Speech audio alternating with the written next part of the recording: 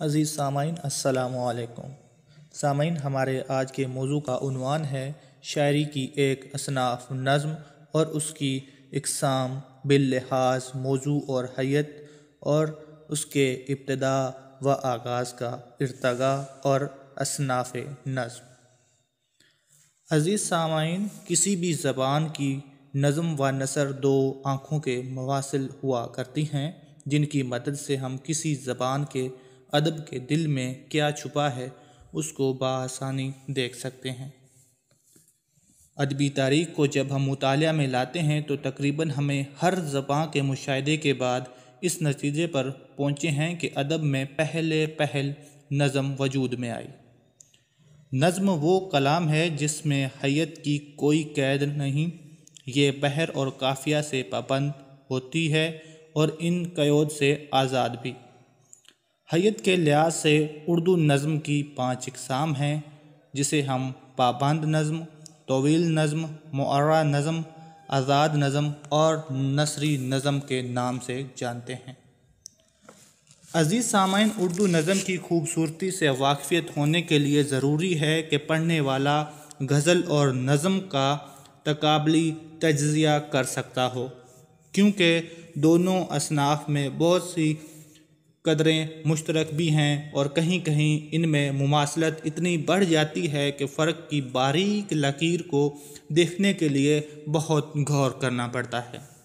اس کے باوجود یہ دونوں اصناف اپنی اپنی جگہ منفرد اور آزاد حیثیت بھی رکھتی ہیں۔ عزیز سامعین، اردو زبان میں نظم بنیادی طور پر شاعری کی ایک ایسی قسم ہے جس میں کسی ایک ہی خیال کو الفاظ کے ہموار بہاؤ کے ساتھ بیان کیا جاتا ہے، جہاں تمام اشعار لکھنے والے کے خیال کے تسلسل کا اظہار کرتے ہیں، جبکہ دوسری جانب غزل کا ہر شعر اپنی جگہ مکمل اور مختلف معنی رکھتا ہے۔ اگر وسیع پیمانے پر دیکھا جائے تو نظم اور اردو شاعری کی ان تمام اقسام کی نمائندگی کرتی ہے جن کو کسی اور تعریف کے ذریعے بیان نہیں کیا جا سکتا، لیکن ادبی نقطہ نظر سے نظم شاعری کی ایک بہت منظوم اور منطقی لحاظ سے غیر محسوس طور پر ٹھوس صنف ہے، جس میں شاعری کا مرکزی خیال ایک ہوتا ہے۔ اگرچہ روایتی نظم میں بھی پابندیاں ضروری ہیں، لیکن کئی جگہوں پر ہمیں کئی شاہکار آزاد نظموں کی مثالیں ملتی ہیں۔ عزیز سامعین، نظم کے ادبی معنی نثر کی ضد ہیں۔ وقت کے ساتھ ساتھ نظم کی ظاہری شکل میں بھی تغیر رونما ہوا۔ 19ویں صدی کے آخری اشروں میں تو اس کی ترکیبوں میں واضح تبدیلی آئیں، لیکن پھر اس کی قدیم تاریخ کے باعث اس کی انفرادیت اور کشش میں کوئی کمی واقع نہیں ہوئی۔ عزیز سامعین، نظم میں طوالت کی کوئی پابندی نہیں ہوتی، اس میں شاعر کا تخیل ارتکاز کے ساتھ ساتھ تفصیل سے بیان ہوتا ہے اور اس میں ایک خیال کی مرکزیت کو بگاڑے بغیر بہت وسیع انداز سے موضوع کو پھیلانے کی گنجائش ہوتی ہے۔ اسی ممکنہ پھیلاؤ کی گنجائش کے باعث نظم کو اردو ادب میں ایک اہم مقام حاصل ہے۔ عزیز سامعین، نظم لکھنے کے لیے شاعروں کا ہر دور میں مرغوب ترین موضوع محبت رہا ہے اور یہی رونمائی انداز تمام اردو شاعری کی اساس بھی ہے۔ نظم کے ذریعے محبت کی خوبصورتی کو بہت باوقار، سادہ اور نازک انداز میں پیش کیا جاتا ہے، بلکہ نہ صرف محبت بلکہ فطرت کا حسن، غم، خوشی، زندگی کی چمک و موت کا درد، ہر موضوع کے لحاظ سے نظم ایک بہترین ذریعہ اظہار ہے جس میں اس موضوع کے معنی اور مفہوم کو ذہن میں رکھ کر طویل بات کی جا سکتی ہے۔ بیشتر مقام پر نظم کا مرکزی خیال قاری کو افسانوی دنیا کے بجائے موضوع کی ایک منطقی اور ٹھوس وضاحتی تصویر فراہم کرتا ہے۔ عزیز سامعین، نظم غزل کے مقابلے میں زیادہ حقیقی طریقہ اظہار ہے، جبکہ غزل عام طور پر قاری کو محض افسانوی سرابوں کا شکار بناتی ہے۔ عزیز سامعین، نظم کے ان غیر نقطوں کو سمجھنے کے لیے نظم اور غزل کو آمنے سامنے رکھ کر تقابلی جائزہ لینا بہت مددگار ہوتا ہے، جہاں دونوں اصناف کی ضد اور مماثل ہونے کا اندازہ کیا جا سکے۔ نظم ایک اور بھی اہم انداز سے غزل سے قدرے مختلف ہوتی ہے۔ غزل کو یہ افتخار حاصل ہے کہ بنیادی طور پر یہ نظم ہونے کے باوجود اپنے اشعار کی ایک دوسرے سے تسلسل اور بندھے ہونے کی پابند نہیں ہوتی۔ غزل کا شاعر اگر چاہے تو غزل میں تمام منظوم پابندیوں کے ساتھ ساتھ پہلے شعر میں محبت، دوسرے میں موت، تیسرے میں حسد اور چوتھے میں تصوف وغیرہ پر الگ الگ اظہار کر سکتا ہے، جبکہ نظم کا حال اس سے بالکل مختلف ہے، جہاں بنیادی خیال کو مرکزیت حاصل ہے اور ابتدا سے اختتام تک اسی خیال کا ارتقاء ہوتا ہے۔ یہی وجہ ہے کہ ہر نظم کا باقاعدہ ایک موضوع ہوتا ہے، نام ہوتا ہے جسے ٹائٹل کہا جاتا ہے، جبکہ غزل اس نقطے سے آزادیوں کہیں کہ اس کی صلاحیت سے محروم ہے۔ عزیز سامعین، یہ تو تھا نظم کا تعارف۔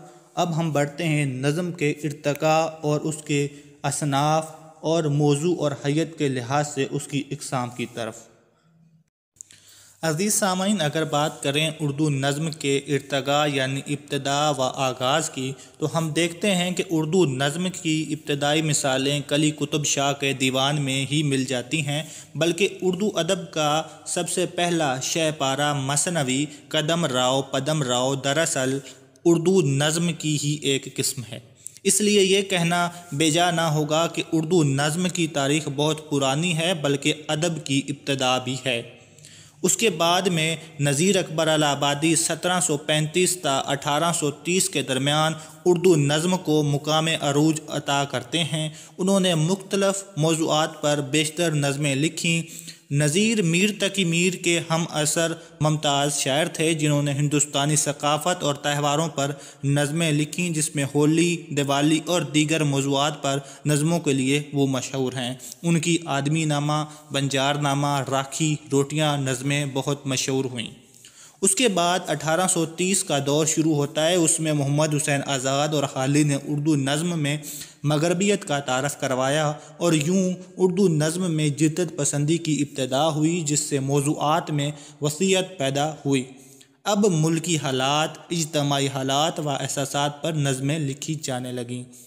اس کے بعد 1844 کا دور شروع ہوا، اور اس میں اسماعیل میرٹھی، شبلی نعمانی، اکبر الہ آبادی اور چکپس جیسے شعراؤں کا دور آتا ہے، جنہوں نے اردو نظم کے ارتقاء میں نمایاں کردار ادا کیا، مگر اردو نظم کی حیت ابھی تک تبدیل نہیں ہوئی تھی۔ ان میں حسین آزاد اور اسماعیل میرٹھی نے آسان زبان میں بچوں کے لیے نظمیں لکھیں۔ اردو نظم کی حیت میں تبدیلی کی پہلی کوشش عبدالحلیم شر نے 1860 میں کی۔ انہوں نے نظم معرہ کو رائج کرنے کی کوشش کی۔ اس کو آگے بڑھانے کا ذمہ نظم طباطبائی جو 1874 میں ہوئی نے لیا، جنہوں نے اس کی حیت میں مزید تبدیلی کی۔ چونکہ اس دور میں مغربی ادب کے تراجم ہونے لگے تھے، لہٰذا مغرب کا اثر اردو نظم پر بھی ہوا، اور نظم کے اسلوب اور حیت میں خاصی تبدیلیاں دیکھنے کو ملی۔ اس کے بعد دور شروع ہوتا ہے 1877 یعنی اقبال کا۔ اقبال نے اردو نظم میں کافی کچھ لکھا اور نت نئے تجربے کیے۔ ان کے بعد سباب، حفیظ، ساگر، جمیل، مظہری، افسر، جوش، احساس، دانش، اختر شیرانی، نون میم راشد نے مختلف موضوعات پر نظمیں لکھیں۔ حیت اور اسلوب کے سلسلے میں جن شعراء نے تجربے کرنے کی کوشش کی، ان میں عظمت اللہ خان کا نام اہمیت کا حامل ہے۔ انہوں نے ہندی کے سبک الفاظ، بحریں اور علامتیں استعمال کر کے اپنی نظموں میں انفرادیت پیدا کی۔ آگے چل کر میرا جی نے آزاد نظموں کے سلسلے میں عظمت اللہ خان کے طرز سے فائدہ اٹھایا۔ اردو شاعری اور خاص طور پر اردو نظم میں ترقی پسند تحریک نے انقلاب پیدا کیا۔ ادب، اسلوب، حیت، موضوع، سانچہ اور تعداد اشعار میں وسعت دیکھنے کو ملی۔ آزاد نظم کو ایک الگ مقام ملا۔ نون میم راشد، تصدق حسین، ضیاء جالندھری اور مجید امجد مجید اس دور کے قابل ذکر شاعر ہیں۔